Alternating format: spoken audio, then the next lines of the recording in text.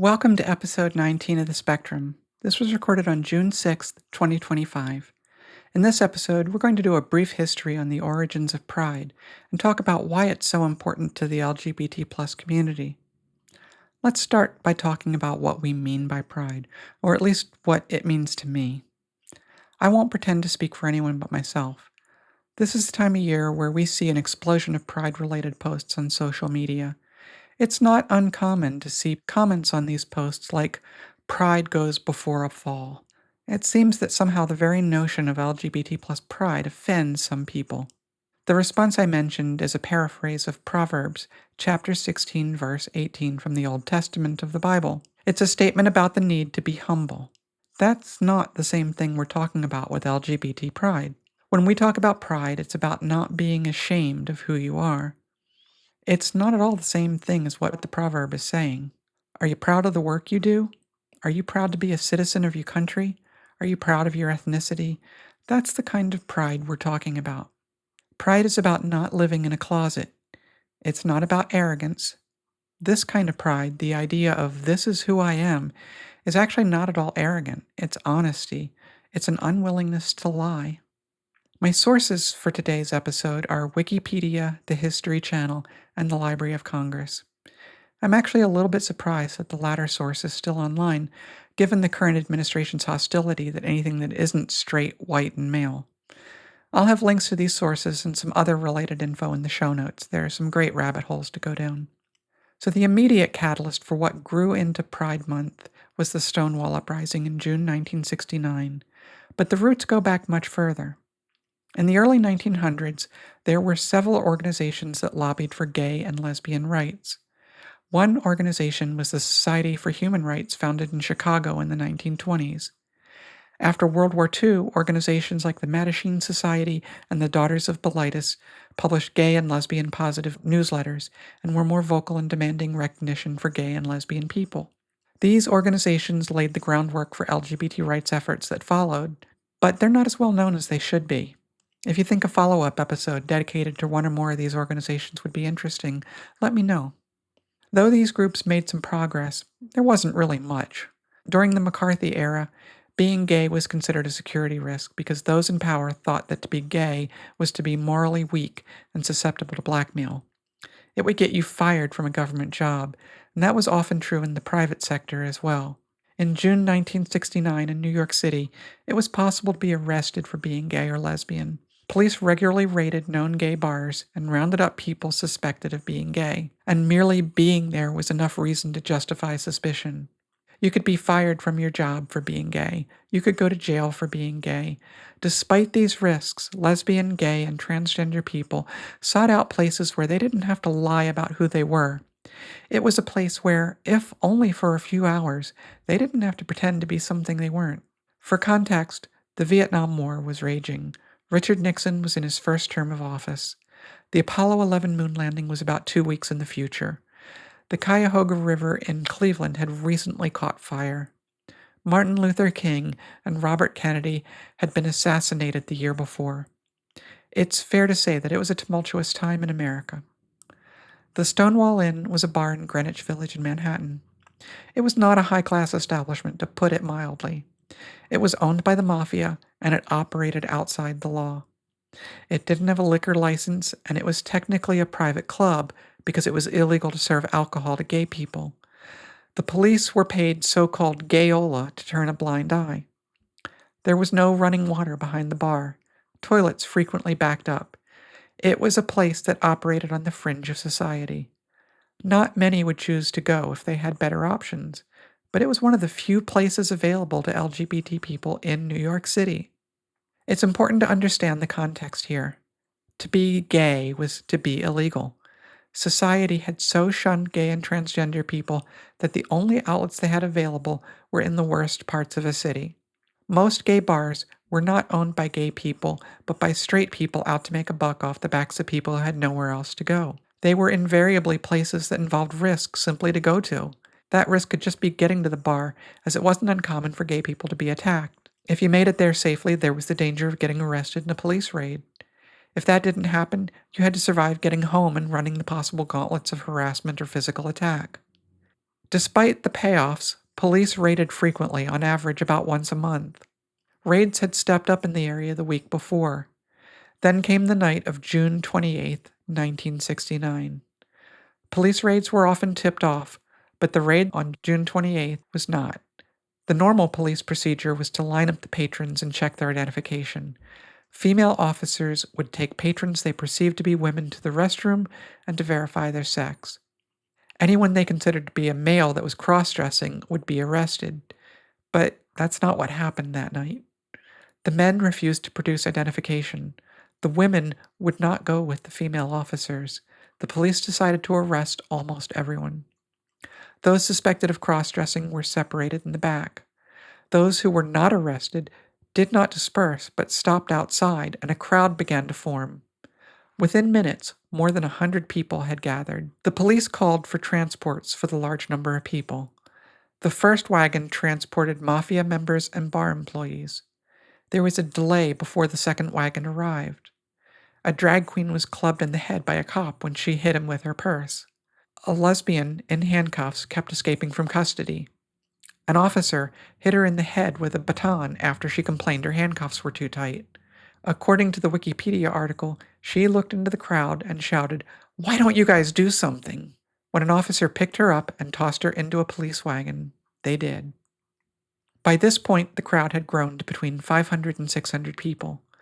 They began trying to overturn police vehicles, slashing tires, and pelting the cops with whatever was at hand, including bricks from a nearby construction site.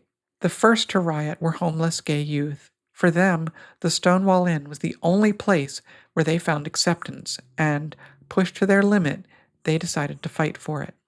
The police moved back into the bar along with the 13 people they had managed to arrest and barricaded themselves in. The tactical patrol force was called in to free the trapped police officers. By this point, the bar was on fire, though there are conflicting reports on how it started. When the TPF arrived, they tried to clear the streets. They were met with a chorus kick line. I'm not making this up. There were a line of people singing and dancing. The cops waded in with their batons. By 4 a.m., the streets were nearly clear. 13 people had been arrested. The first arrest was actually a straight white man. It was the activist folk singer Dave Van Runk, who had been nearby and attracted to the commotion. 4 police officers were injured. The bar was severely damaged. The next night, rioting again broke out, though the Stonewall Inn was not open. Open displays of same-sex affection were seen on the street, something that was illegal. One witness said, quote, "From going to places where you had to knock on a door and speak to someone through a peephole in order to get in, we were just out. We were in the streets." This time, there were thousands of people in the streets. The TPF was called in again, and again it took until 4 a.m. to clear the streets. There was some, but not much, violence over the next 3 nights. Weather put a literal damper on activity. The Stonewall Inn was closed from damage, but word about what happened spread quickly, and a new era in the gay rights movement was sparked from its wreckage. While the Mattachine Society and the Daughters of Bilitis had been around for nearly 2 decades, new organizations like the Gay Liberation Front were appearing. These were the first organizations who used the word gay in their name. 1 year later, the Christopher Street Liberation Day on June 28, 1970, marked the first anniversary of the riots with an assembly. There were simultaneous marches in Chicago and Los Angeles. These were the first gay pride marches in U.S. history. The next year saw marches expand to Boston, Dallas, Milwaukee, London, Paris, West Berlin, and Stockholm. In 1972, Washington, D.C., Philadelphia, and San Francisco, along with other cities, joined in. For many, Stonewall marked the start of the gay liberation movement. This isn't strictly true. There had been organizations working for gay rights for decades, and there had been marches, but the Stonewall Uprising marked a new and very public focus on LGBT rights. It was because of Stonewall and the subsequent marches and the work of so many LGBT people that laws and attitudes began to change. 55 years have passed since that first march. It is no longer illegal to be in a same-sex relationship. Same-sex marriage is recognized throughout America. Transgender and non-binary people are more visible than ever. Frank Kameny, a prominent activist who died in 2011, said back in 1994 that prior to Stonewall, there were 50 to 60 gay groups in the country. A year later, there were at least 1,500. 2 years later, there were at least 2,500. That was the impact of Stonewall. Gay pride marches and festivals are not what they were in the early 1970s. Instead of being a demand for the right to exist, they have become a celebration of progress. At least until 2025, where attacks against transgender people have made it clear that while progress has been made, we need to continue our efforts to remain visible and make it clear that an attack against one part of our community is an attack against all of it. Stonewall may have gone down in history as the birth of the modern gay rights movement, but transgender people were a big part of what happened there. Now, when they need us all the most, we must stand united as a community. It's the right thing to do. But if that's not reason enough, it's clear that if they succeed in trying to eradicate transgender people from being visible in society, that other letters of the LGBTQA coalition will be next. I was a child when Stonewall happened. What rights I enjoy today were won by the hard work of people who were not willing to stay in the closet. I was among the first generation of people for whom it was less risky to come out publicly. Most LGBT people who were older than me faced much greater risks to come out. Despite that risk, many did, and their efforts made my life a little easier. In my discussions with people that are younger than me, they are finding it even easier to come out. Many are finding the courage to do so at a younger age, and especially for transgender people, this can make their lives much easier if they're met with acceptance and understanding. But this increased visibility is facing pushback today. The people sitting at the highest levels of our government are actively hostile, especially to transgender people, and they are using every means at their disposal, legal or not, to try to make LGBT people invisible. They are trying to make all of us feel less human than other people. If you claim one of the letters of the LGBT plus alphabet, stay strong. June is our reminder that others fought back rather than accept persecution. I'm not advocating violence, but I am advocating that we stay visible and speak our truth and stand up in our dignity to tell the world that we exist and that we have every right to do so, and that we remember what pride means and that we endeavor to live it every day. That isn't to say that it's safe for everyone to be out, but for those that can, we must continue to work to make it safer for everyone. If you are a straight cisgender person and you managed to make it this far, thank you for your attention. If you were a little vague on this whole pride thing, then I hope this helped clarify why it's such a big deal to us and why we all go a little rainbow crazy in June.